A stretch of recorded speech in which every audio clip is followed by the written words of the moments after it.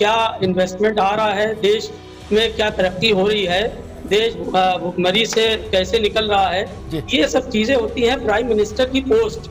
Prime minister कितनी नौकरी बढ़ी उससे, रोजा इफ्तार से कितने लाख रोजगार बढ़े, कितने हजार किलोमीटर सड़कें बन गई रोजा इफ्तार करने से, आज तक नहीं बताया किसी ने। कितने लेबर्स काम करते हैं मिडिल ईस्ट से, जो हमारा कितना बड़ा रेवेन्यू आता है, कितना हमारा भारत को तरक्की होती है, ये बताइए इस विजिट से भारत कितनी तरक्की आती है। 45 में जितने हिंदू वहां थे वो बढ़ने चाहिए थे क्या?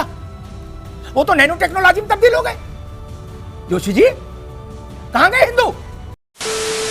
नमस्कार दोस्तों, आप सबका बहुत बहुत स्वागत है द फर्स्ट डिबेट में। दोस्तों, जैसे कि आप जानते हैं प्रधानमंत्री मोदी जी मथुरा होकर आए हैं कृष्ण जन्मभूमि पर। तो दोस्तों, इस पर ये डिबेट चल रही है। डिबेट में आप देखोगे कि जो मौलाना बैठे हैं वो कह रहे हैं कि इससे आपसी द्वेष बढ़ेगा, और प्रधानमंत्री मोदी जी होके आए हैं कृष्ण जन्मभूमि में, वहाँ पर जाने से क्या होगा? क्या लोगों के लिए रोजगार उत्पन्न होगा? क्या लोगों की थाली में रोटी आएगी? क्या लोगों की जीवन शैली बदलेगी? तो दोस्तों, इसका जवाब अमिताभ अग्निहोत्री जी ने इसको बहुत ही जबरदस्त दिया अपने तर्कों से, अपने शब्दों से। डिबेट देखना जरूरी है दोस्तों, शुरू से लेकर लास्ट तक एक एक मिनट कीमती है आपके लिए डिबेट का। मैंने इस तरह से डिबेट को बनाया। तो दोस्तों, मजेदार डिबेट वीडियो शुरू करते हैं। Let's start. ये भी परेशान हो गए, हम भी परेशान हो गए, करो फिर। दुनिया के तमाम मुल्क लोकतांत्रिक हैं मतीन साहब। वहां कुछ ही मुल्क हैं जो धर्म आधारित राज्य, जिनको हम लोग अंग्रेजी में थियोक्रेटिक स्टेट बोलते हैं, अन्यथा ज्यादातर राष्ट्र लोकतांत्रिक व्यवस्था के अधीन है। लेकिन अगर वहां क्रिश्चियन बहुसंख्यक हैं तो वहां का राष्ट्राध्यक्ष वेटिकन सिटी जाता है बिना किसी झिझक के, वहां सिर झुकाता है बिना किसी शर्म के। ऐसा नहीं कि मुंह चद्दर से ढक के जाए, अंधेरे में जाए। ये समस्या भारत में क्यों रही कि अयोध्या नहीं जाएगा प्रधानमंत्री जो बनेगा, और प्रधानमंत्री की जिठानी देखा था कि देवरानी भी बोले प्रधानमंत्री नहीं जा रहे तो मुख्यमंत्री भी नहीं जाएंगे हमारे डर के। बोले आप विश्वेश्वर महादेव भी नहीं जाएंगे, काशी विश्वनाथ तक ठीक है, विश्वेश्वर महादेव उधर न झांकना। बोले अच्छा। अब बोले जन्मभूमि मथुरा तो कतई नहीं जाओगे। मतीन खान साहब, ये बात कुछ समझ नहीं आती, क्यों है ऐसा? ऐसा इसलिए है कि वहां लोग जाते हैं, वहां अमिताभ अग्निहोत्री जैसे लोग उनका प्रचार प्रसार नहीं करते हैं, पहली बात। अब दूसरी बात देखिए, यह है कि प्रधानमंत्री जहां पे जो भी काम करते हैं, उस काम से सबसे पहले बात ये सोचना चाहिए कि देश हित में कितना बड़ा फायदा हो रहा है जी, देश में क्या इन्वेस्टमेंट आ रहा है, देश में क्या तरक्की हो रही है, देश भुखमरी से कैसे निकल रहा है, ये सब चीजें होती हैं प्राइम मिनिस्टर की पोस्ट। प्राइम मिनिस्टर की पोस्ट, इसलिए आप बताइए इससे क्या फायदा होना जा रहा है भारत सरकार को उनके इस विजिट से? भाई सारे सबके धार्मिक इश्यूज है, मैं भी अपने धर्म स्थल जाता हूँ, आप भी जाते होंगे, सारे लोग जाएं, मगर उसको पॉलिटिसाइज करके जिस तरह से as a prime minister post किया जा रहा है, एज ए प्राइम मिनिस्टर दर्शाया जा रहा है, उससे भारत का कितना बड़ा फायदा होने वाला है ये बता दीजिए अमिताभ अग्निहोत्री जी। आपने अपनी बात रख ली, ठीक। अब मैं बता देता हूँ। नेहरू जी से लेके और मनमोहन सिंह तक सरकारी पैसे से सरकारी निवास में, जोशी जी आप भी सुन लेना, रोजा इफ्तार होता था, उससे भारत को कितना लाभ हुआ ये आज तक किसी ने श्वेत पत्र जारी नहीं किया। पैसा तो मेरा गया, प्रधानमंत्री अपनी तनख्वाह से किया, राष्ट्रपति। अरे रुकिए राष्ट्रपति, रुकिए भाई, आप तो दूर से देखे होंगे, मैं जाके अटेंड करके बोल रहा हूं, ठीक है ना? कितना लाभ हुआ देश को? अरे रुको भाई, कितनी नौकरी बढ़ी उससे, रोजा इफ्तार से कितने लाख रोजगार बढ़े, कितने हजार किलोमीटर सड़कें बन गई रोजा इफ्तार करने से, आज तक नहीं बताया किसी ने। दूसरी बात में मतीन साहब, अरे रुको भाई, अभी लगातार मत बोलिए, नो, अपने अवसर पर जितना उस वक्त बोला करो जब अवसर हो। दूसरी बात मतीन खान साहब ने कही, उस पर मैं एक बात और कह दूं कि एक दूसरा उदाहरण मुझे और याद आता है। भारत के प्रधानमंत्रियों ने एक रवायत बना के रखी थी लगातार कि अजमेर शरीफ से लेके और देवा शरीफ तक चादर जाएंगी प्रधानमंत्री की तरफ से, ठीक। उससे देश को कितने कृषि में लाभ हुआ, मछली पालन में लाभ हुआ, मुर्गी पालन में लाभ हुआ, नौकरी में लाभ हुआ, सड़कें बनी, डिफेंस मजबूत हुआ चादर भेजने से। ये बड़ा सवाल है ना? नहीं, अजमेर शरीफ में सौंदर्यीकरण हुआ, अजमेर शरीफ में सरकार का पैसा लगा, उससे कितने रोजगार बढ़े, कितना देश का फायदा हुआ, ये सवाल तो उठेगा नहीं उठेगा?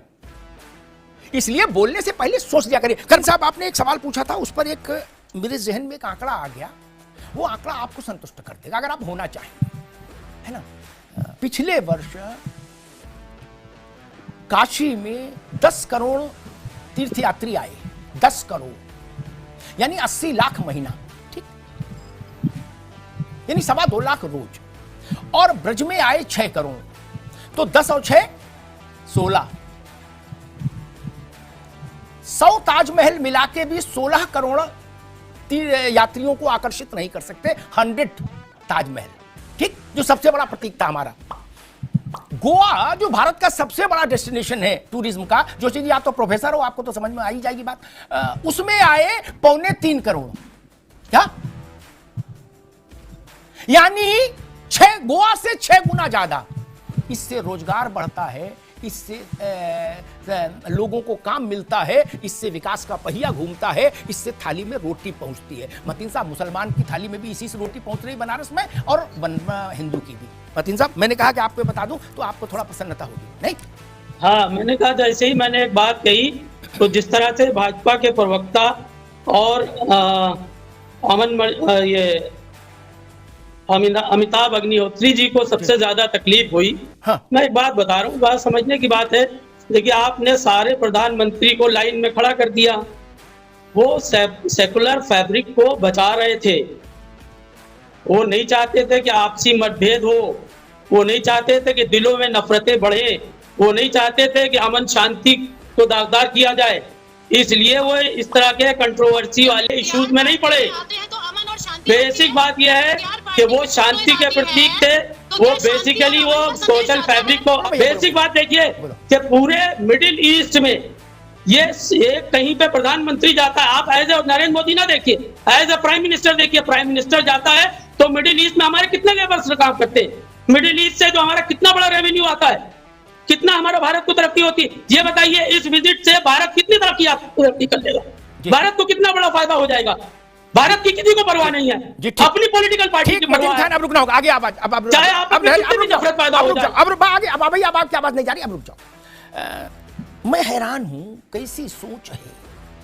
रामलला के दर्शन इसलिए नहीं किए पुराने प्रधानमंत्रियों ने क्योंकि वो सेकुलर फैब्रिक बचा रहे थे। वो जामा मस्जिद गए, मौजूदा इमाम के, बड़े इमाम के अब्बा हुजूर के कदम बोसी करके आए, उससे फैब्रिक मजबूत हो रहा था। बड़े ज्ञानी पाए आ गए इस देश में। तो भाई वो अजमेर शरीफ सर पे टोकरा रख के गए, उससे फैब्रिक मजबूत कर रहे थे। फैब्रिक जोड़ो फेविकोल अभियान चला रहे थे। रामलला के दर्शन कर लेंगे तो देश टूट जाएगा। गजब बात है।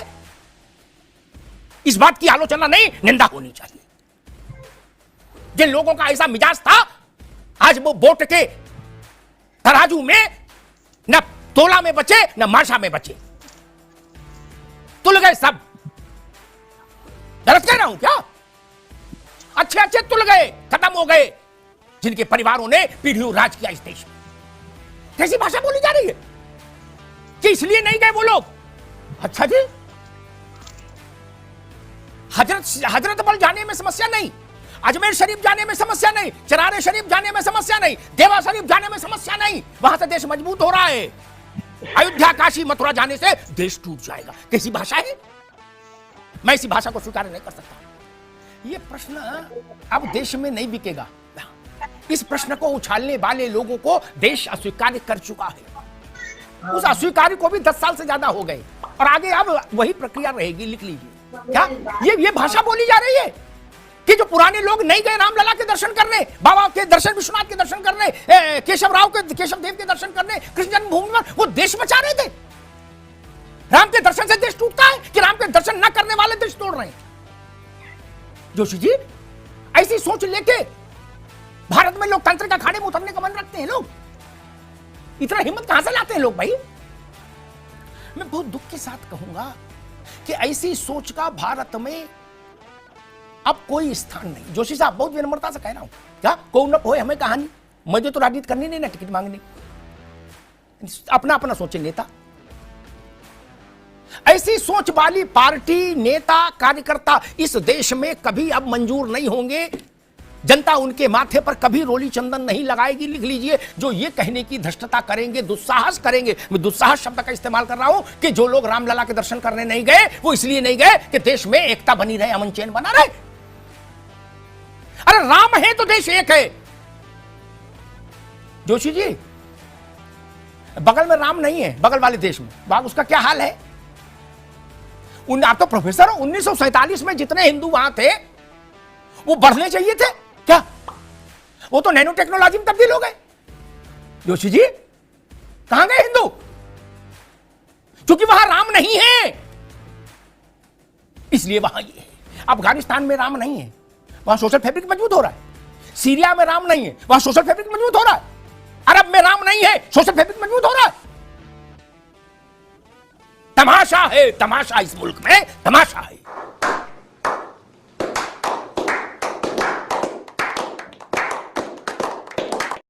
मजा आया। दोस्तों डिबेट हो गई खत्म, वीडियो हो गई पूरी। उम्मीद करता हूँ दोस्तों ये डिबेट वीडियो आपको पसंद आई होगी। अगर ये डिबेट वीडियो, ये कंटेंट, मेरा काम आपको पसंद आया तो चैनल सब्सक्राइब करते जाना। और मिलता हूँ मैं आपसे अगले वीडियो में, तब तक के लिए जय हिंद, वंदे मातरम।